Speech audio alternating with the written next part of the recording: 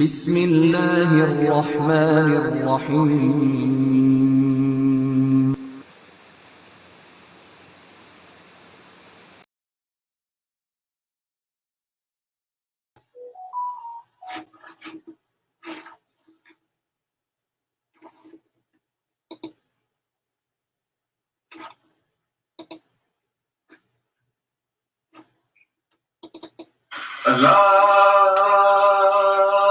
Allahu Akbar, Allahu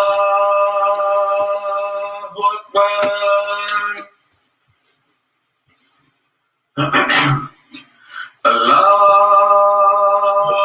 Allahu Akbar, Allahu Akbar. Ashhadu an la ilaha illallah.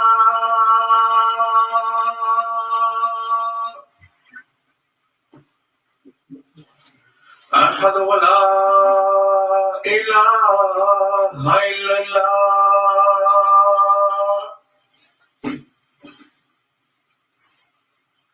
أشهد أن محمدا رسول الله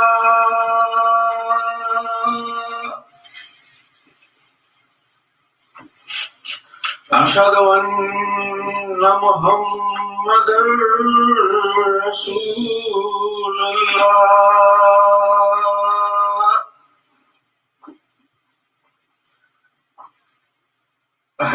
حي على الصلاة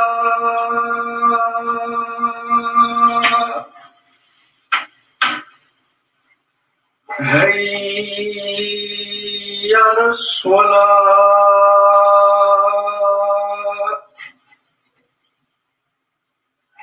حي على الفلاح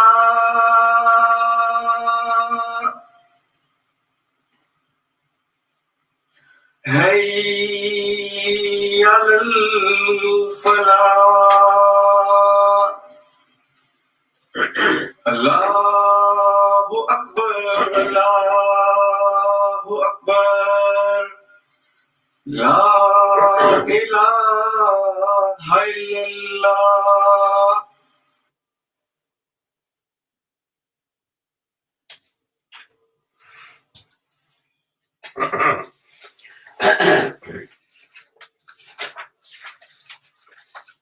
أشهد أن لا إله إلا الله وحده لا شريك له وأشهد أن محمدا عبده ورسوله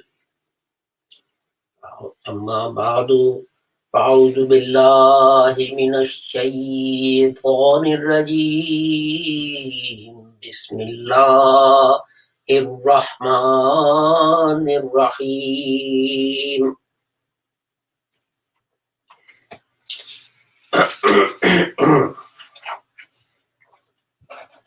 Chapter 2 verse 267 يا أيها الذين آمنوا أنفقوا من طيبات ما كسبتم ومما أخرجنا لكم من الأرض ولا تيمموا الخبيث منه ينفقون ولستم بآخذيه إلا أن تغمضوا فيه واعلموا أن الله غني حميد. O you who believe, spend of the good things that you earn, and of that which we bring forth for you out of the earth, and aim not at bad to spend thereof, while you would not take it for yourself unless you connive at it. And know that Allah is self-sufficient and praiseworthy. The next chapter is chapter 3, verse 91. لَن تَنَالُوا الْبِرَّ حَتَّى تُنْفِقُوا مِمَّا تُحِبُّونَ وَمَا تُنْفِقُوا مِنْ شَيْءٍ فَإِنَّ اللَّهَ بِهِ عَلِيمٌ. You cannot attain to righteousness unless you spend out of what you love. And when you spend, Allah surely knows it. And then chapter 7, verse 156. وَاكْتُبْ لَنَا فِي هَذِهِ الدُّنْيَا حَسَنَةً وَفِي الْآخِرَةِ إِنَّا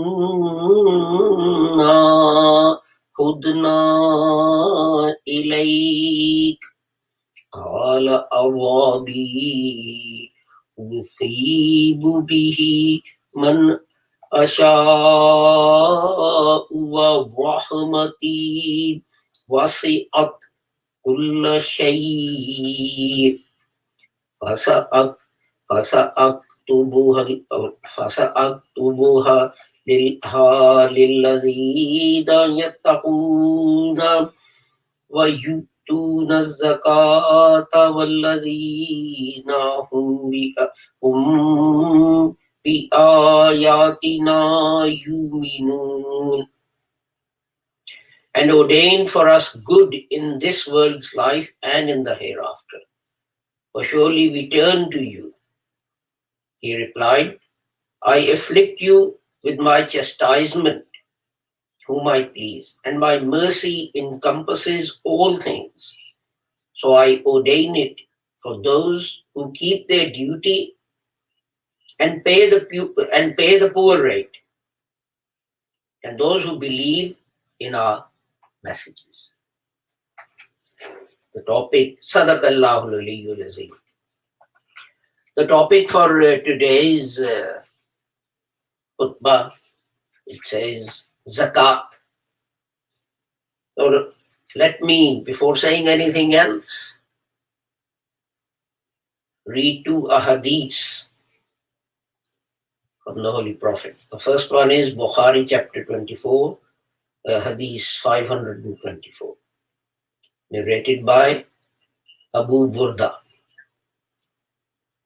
The Prophet said, every Muslim has to give charity.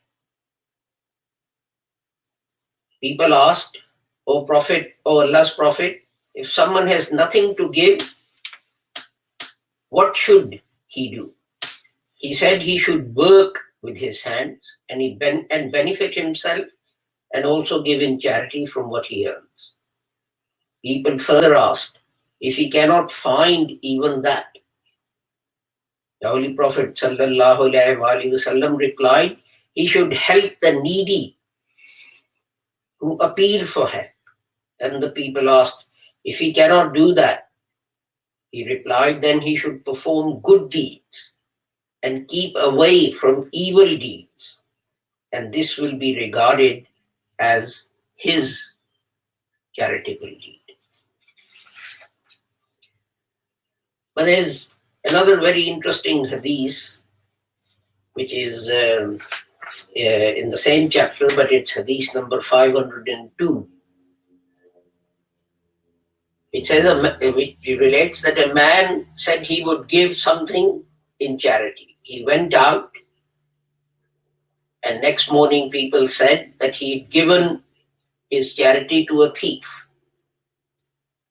So he said, I will give charity again. So he went out and he gave charity to someone, and next morning people said, you have given charity to a prostitute. So he went out again and he gave charity and he gave it to a rich person. So next morning people told him that you have given charity to a wealthy person. Then someone came and said to this man, the charity which you gave to the thief might make him abstain from stealing. The charity that you gave to the prostitute might make her abstain from illegal intercourse. And that given to the wealthy person might make him take a lesson from it and spend his wealth in Allah's way, in Allah's cause. So, in Islam, if you read the Quran, in the Holy Quran, wherever it speaks about prayer, it talks about charity.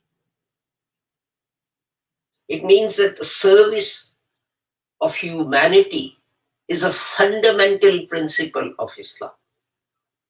So you read these hadiths, and the person's religion or sect is not mentioned. This man gave charity, and next morning people said he's a thief. So these were companions of the Holy Prophet Muhammad, so it's hard to believe that it was a Muslim. But as I said, the main point is that charity, that prayer without being accompanied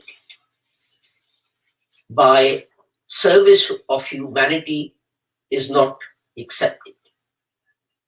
The word here uses zakat, and it comes from the root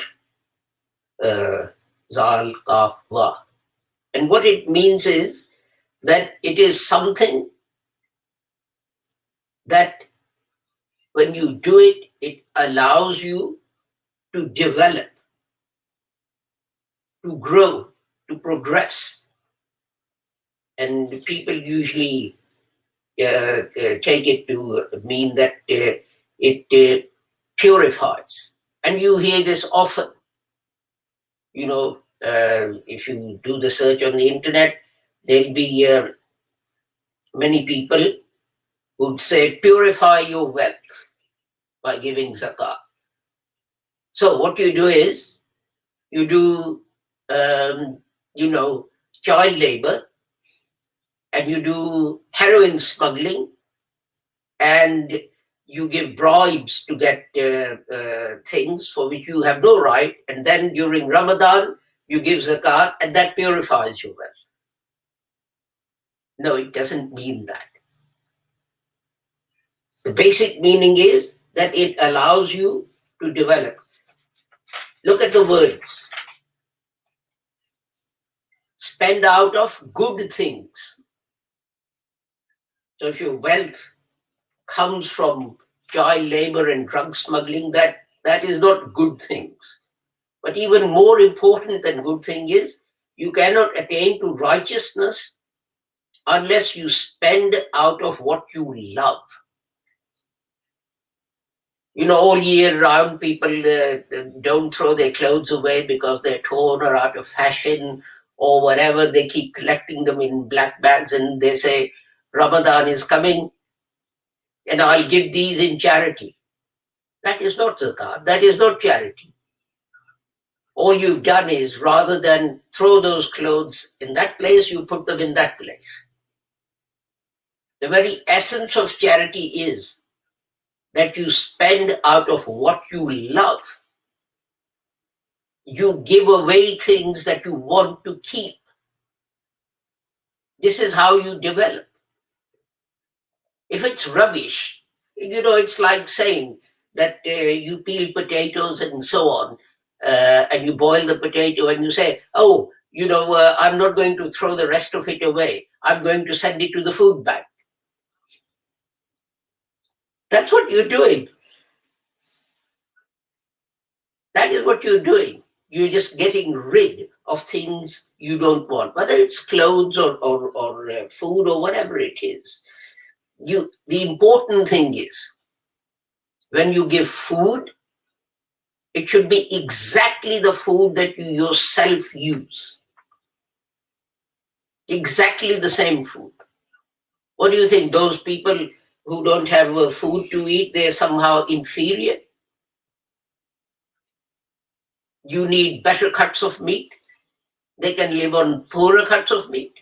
Why shouldn't they have the best cut of meat and you have the poorer cut?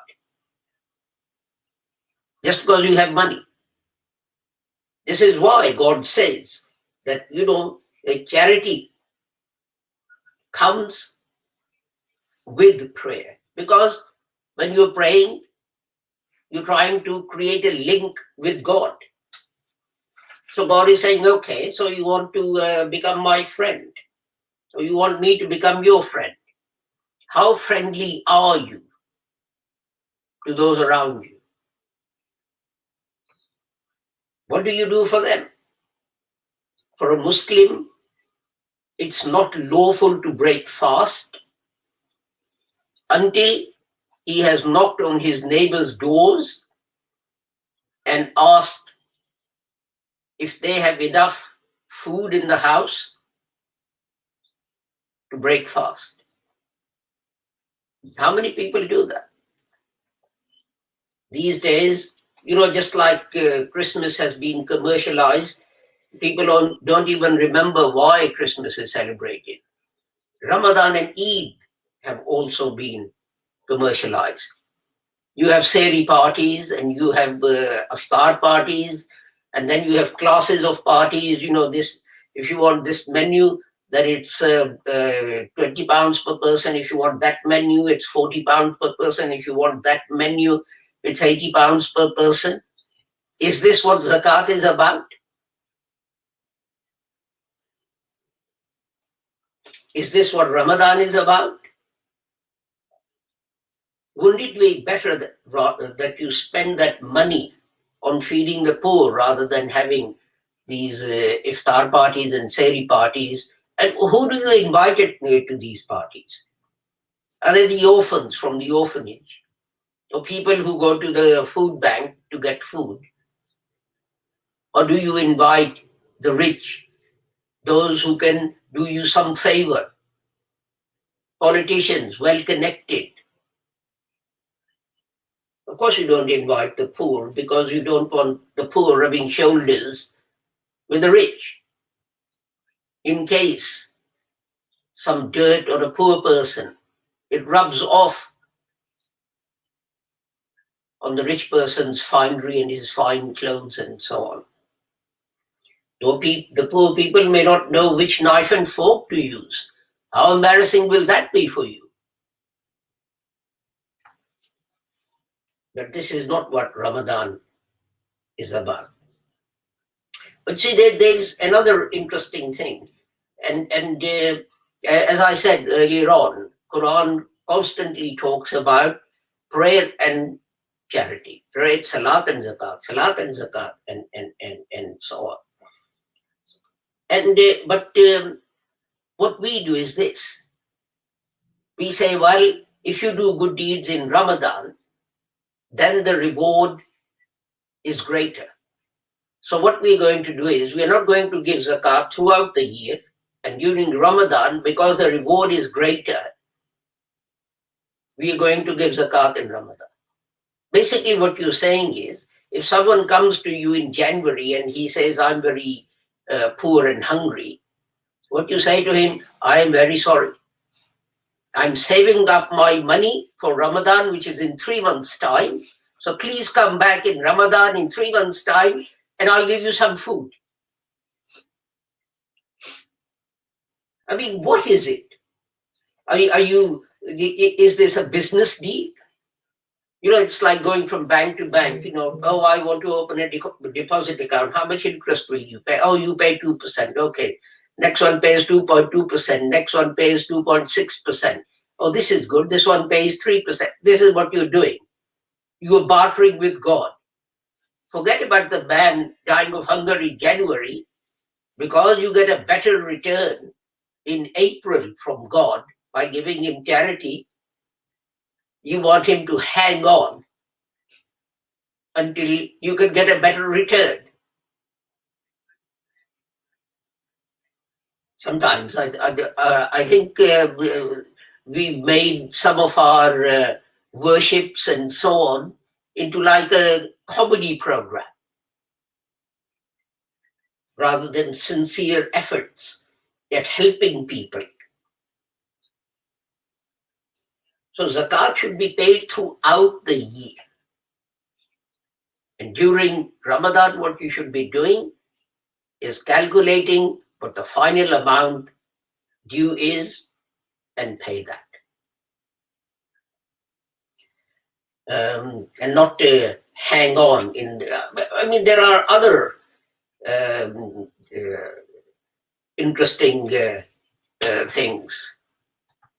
I was sitting with a bank manager and they brought a calculation for zakat for this person, and he was an MD, and the bank manager said, but this person is an MD and you are deducting zakat, so the Pakistan's law doesn't allow that. And the MD said, well, that's okay, it'll probably go to some poor person, etc. And the bank manager looked at the MD, and he said, people come to me in cars which cost them sort of 20 million rupees, and we do a calculation, and if we are deducting 5 rupees more zakat that they due, they start fighting with us. He's gone to the bank in a car that cost him 20 million rupees, and he cannot bear to part with 5 rupees more than strictly by the amount that is given by strict calculation. Does this fall under you cannot attain to righteousness unless you spend out of what you love? It shows that you love money more than human beings. And that is the sad thing, as I keep on saying, that we put so much emphasis on things like the Holy Prophet said that when you do wuzu and you wash yourself, every hair of your head should be wet, and every hair on your arm should be wet. Well, with the modern fashion, with both ladies and men shaving their arms, so it might be easier to perform wuzu, arms and legs. It's easier to perform wuzu. But my point is that, on these things, so much emphasis is given. But when it comes to service of humanity, we ignore everything. O you who believe, spend of the good things that you earn, and of that which we bring forth for you out of the earth, and aim not at the bad to spend thereof. This goes back to the example I gave earlier, that when you want to give zakat, and if it's meat, you want to give the poor person, or the portion that you want to give in zakat, that is the worst part of the animal. And you keep the best for yourself. But what does the Quran say? Aim not at the bad to spend thereof, while you would not take it for yourself. So you don't want the bad kind. You don't want the potatoes that have gone bad, or the onions, or whatever else it is. But that's okay for the poor. Why? Aren't they human beings? Aren't they human beings? In God's eyes, the size of your house and or your car and your finery and so on is irrelevant. It is what is in your heart that matters. Salat is about developing in your heart love for Allah. How can you develop that? If you love His creation. And that includes everything. That includes the environment. That includes water, sunshine, atmosphere, animals, plants, and human beings. And we forget all of this. Let's take an example. Summer is coming and air conditioners are going to be on full blast in some countries, in a lot of Muslim countries which are very hot. You can suffer 1 hour's heat. Keep your air conditioner off. For what? For the sake of the environment. If everyone suffered in that way, if everyone gave in charity, this is what the Holy Prophet said to the people. If you don't have anything, then perform good deeds and keep away from evil deeds. And this is charity for you. So that also is charity. I'm not going to have my air conditioning on full blast. I'm going to turn it off. We talk about the Sunnah of the Holy Prophet Muhammad sallallahu alaihi wasallam and his companions and whatever have you. And we're so, nitpick about, the hadith about wuzu. I told you, the start of Ramadan, moon must be sighted with the eye, and to start Ramadan and to end Ramadan and so on. Well, here's some news for you. The Holy Prophet Muhammad sallam did not have air conditioning. Perhaps this has gone unnoticed. He used to sleep on a bed made with rough ropes from branches of palm trees. He didn't even have a sheet on that bed to protect himself. He didn't have a pillow. He used to just put his arm behind his head. When we talk about learning a lesson and following the Sunnah, let me tell you what the Israeli Prime Minister Golda Meir said. She was asked, how did you learn to defend Israel? And she said, from Muhammad. And they said, how? And she said, when he died,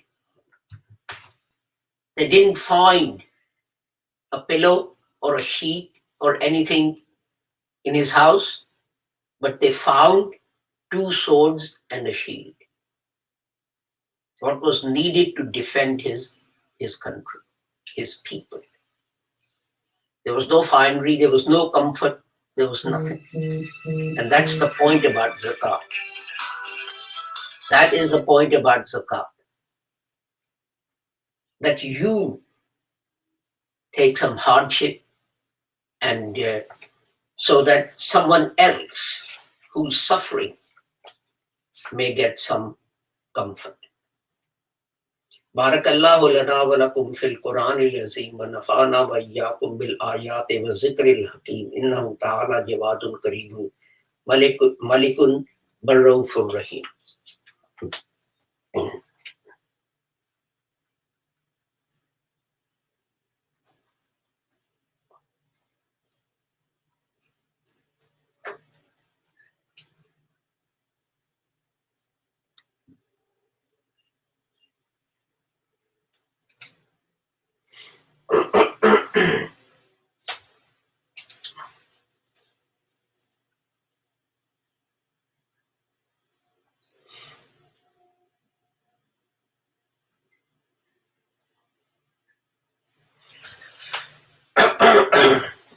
Alhamdulillah, Alhamdulillah, nahmaduhu wa nasta'inuhu wa nastaghfiruhu wa nu'minu bihi wa natawakkalu alayhi wa na'udhu billahi min shururi anfusina wa min sayyiati a'malina man yahdihillahu fala mudilla lahu ومن يضلله فلا هادي له وأشهد أن لا إله إلا الله وأشهد أن محمدا عبده ورسوله.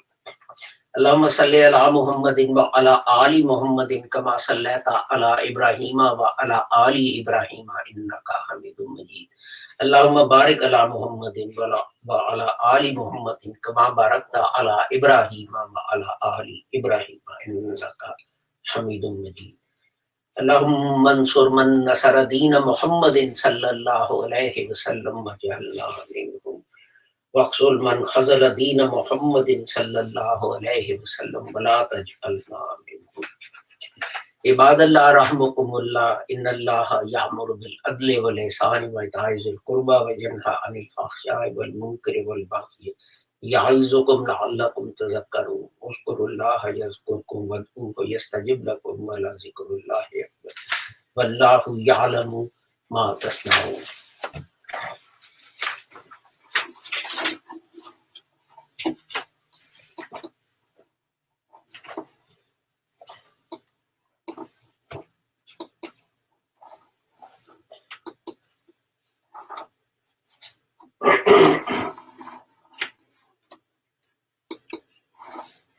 الله أكبر الله أكبر. أشهد أن لا إله إلا الله أشهد أن محمد رسول الله. حي على الصلاة حي على الفلاح قد قامت الصلاة قد قامت الصلاة. الله أكبر لا إله إلا الله. الله أكبر.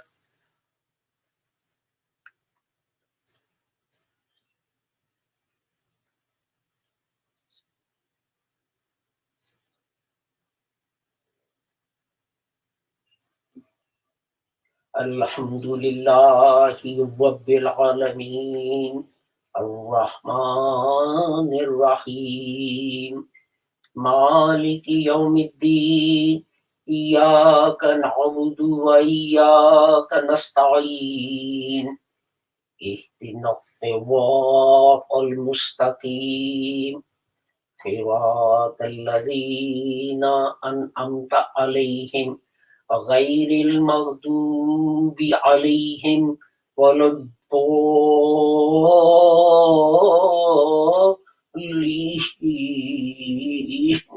آمين.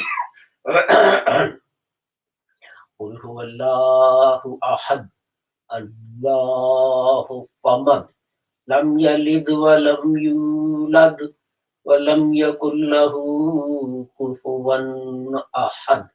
الله أكبر.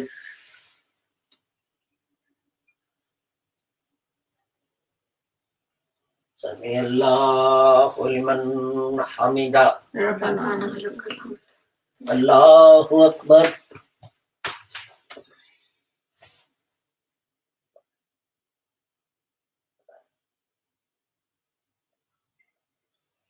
الله أكبر. الله أكبر. الله أكبر.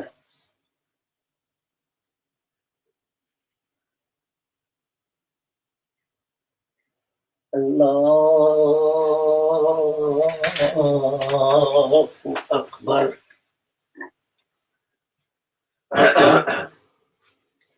الحمد لله رب العالمين الرحمن الرحيم مالك يوم الدين إياك نعبد وإياك نستعين اهدنا الصراط المستقيم صراط الذين أنعمت عليهم غير المغضوب عليهم ولا الضالين.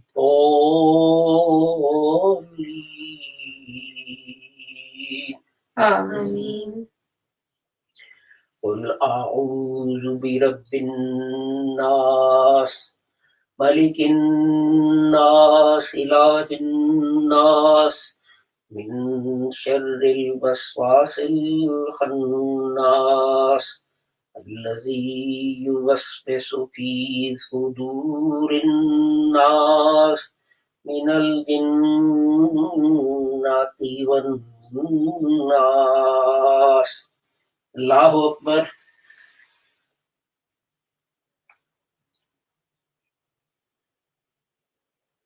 Sami Allahu liman hamida. ربنا لك Allahu Akbar.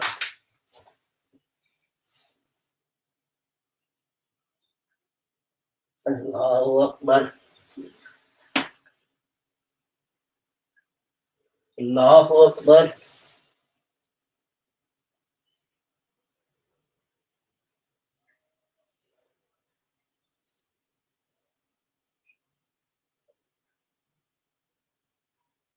Allahu Akbar.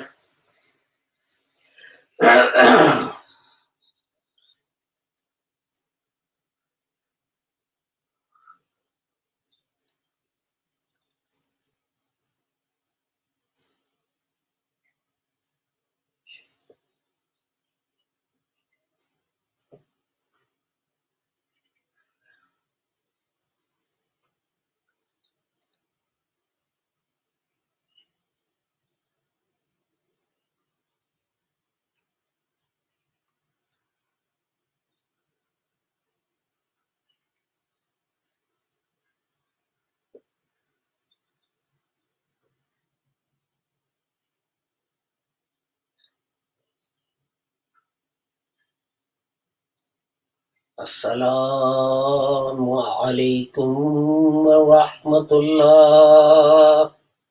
Assalamu alaikum wa rahmatullah. Rabbana astaghfirullah.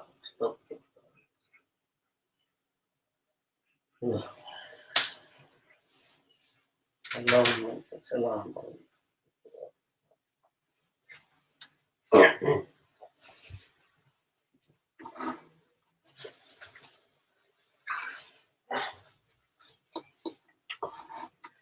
Thank you for joining us for our Friday service. Our next broadcast will be on Sunday, inshallah, at 1400 hours UK time in Urdu, Dawatim CMO, and then at 2:30 in English. Until then, with the prayer that whoever you are and wherever you may be, may Allah keep everyone safe and sound and free from harm. Assalamu alaikum. Khuda Hafiz. Goodbye.